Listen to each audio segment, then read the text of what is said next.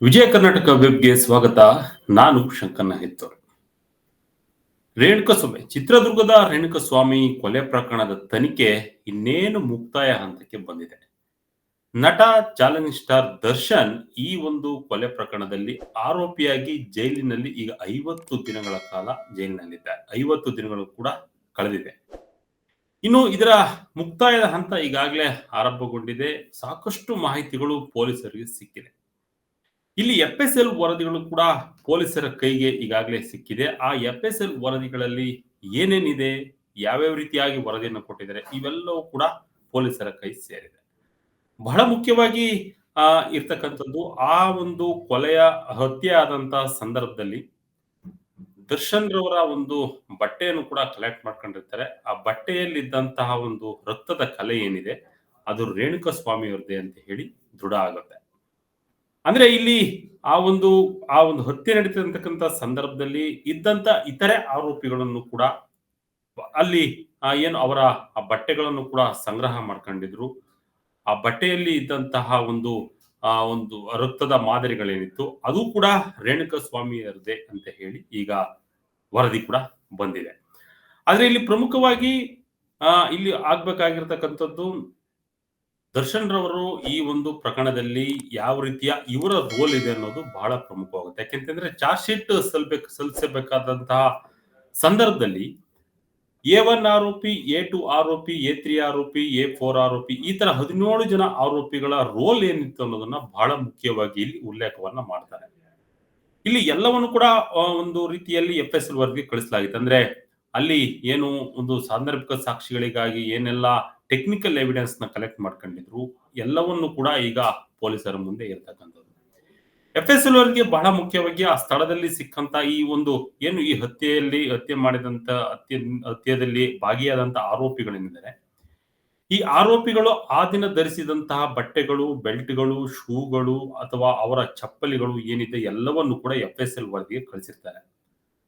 ಅಂದ್ರೆ ಅಲ್ಲಿ ಸಿಕ್ಕಂತ ಎಫ್ಎಸ್ಎಲ್ ವರದಿಗೆ ಬಂದಂತ ಒಂದು ದೃಢೀಕರಿಸಿದಂತಹ ಒಂದು ಮಾಹಿತಿ ಬಂದವಳನೆ ಅಲ್ಲಿ ಗೊತ್ತಾಗಿರ್ತಕ್ಕಂಥದ್ದು ಆ ಬೆಲ್ಟ್ ಮೇಲೆ ಇರ್ತಕ್ಕಂತ ಒಂದು ಕಲೆ ಆಗಿರ್ಬೋದು ಅಥವಾ ಬಟ್ಟೆ ಮೇಲೆ ಇರ್ತಕ್ಕಂತ ಒಂದು ಕಲೆ ಆಗಿರ್ಬೋದು ಅದು ರೇಣುಕಸ್ವಾಮಿ ಅವ್ರದ್ದೇ ಅಂತ ಹೇಳಿ ಈಗ ಎಫ್ಎಸ್ಎಲ್ ವರದಿ ಪೊಲೀಸರ ಕೈ ಸೇರಿರುತ್ತೆ. ಇನ್ನು ಎಲ್ಲಾ ಸ್ಯಾಂಪಲ್ ಕೂಡ ತೆಗೆದುಕೊಂಡಿರ್ತಾರೆ. ಅಂದ್ರೆ ಆ ಒಂದು ಆರೋಪಿಗಳ ಬಳಿ ಏನೇನಿತ್ತು, ಎಲ್ಲಾ ಆರೋಪಿಗಳ ಬಳಿ ಏನೇನಿತ್ತು ಎಲ್ಲವನ್ನು ಕೂಡ ಅಲ್ಲಿ ತಿಳ್ಕೊಂಡಿರ್ತಾರೆ. ಆ ವರದಿಯನ್ನು ಕೂಡ ಕೊಟ್ಟಿರ್ತಾರೆ. ಇನ್ನು ಹತ್ಯೆ ಮಾಡಕ್ಕೆ ಬಳಸಿದಂತಹ ಒಂದು ಬೆಲ್ಟ್ ಅಥವಾ ದೊಣ್ಣೆ ಏನಿತ್ತು ಆ ದೊಣ್ಣೆಯನ್ನು ಕೂಡ ಅವರು ಒಂದು ವರದಿಗೆ ಕಳಿಸಿರ್ತಾರೆ.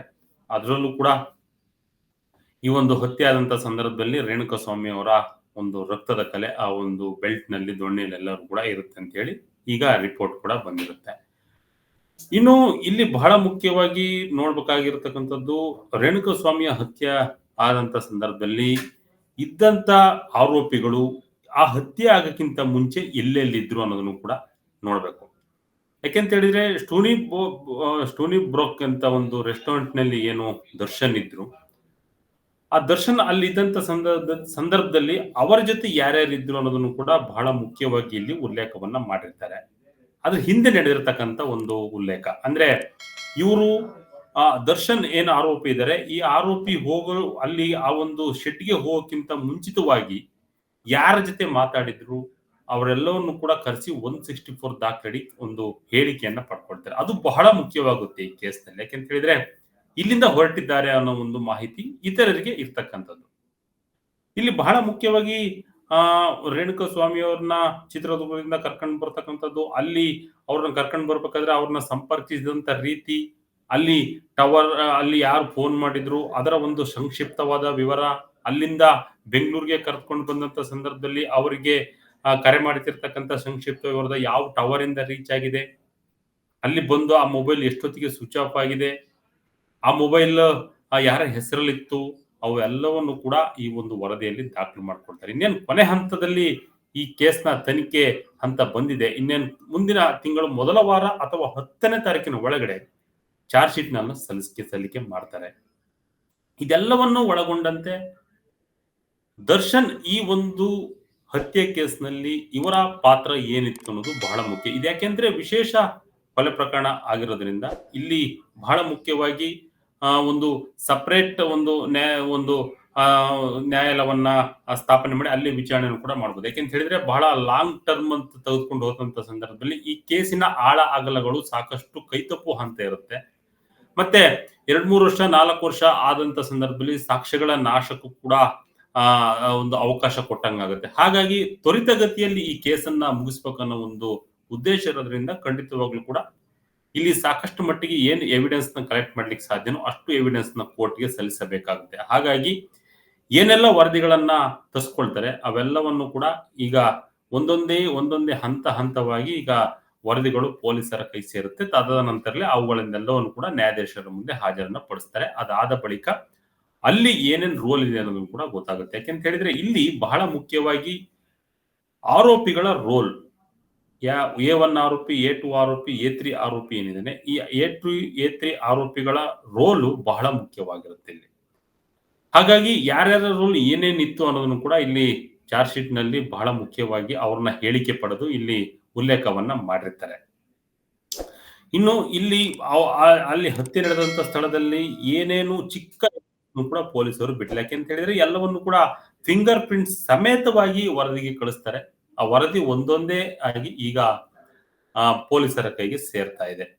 ಅಲ್ಲಿ ಸೇರಿದಂತ ಆ ಪೊಲೀಸರ ಕೈಗೆ ಸೇರಿದಂತ ಸಮಯದಲ್ಲಿ ಎಲ್ಲವನ್ನು ಕೂಡ ಸಾಕ್ಷಿಯಾಗಿ ಪರಿಗಣಿಸಿಕೊಂಡು ಅದನ್ನ ಚಾರ್ಜ್ ಶೀಟ್ ನಲ್ಲಿ ಉಲ್ಲೇಖ ಮಾಡಿ ಕೋರ್ಟ್ಗೆ ಸಲ್ಲಿಸಬೇಕಾದಂತ ಕೆಲಸ ಪೊಲೀಸರದಾಗಿರುತ್ತೆ.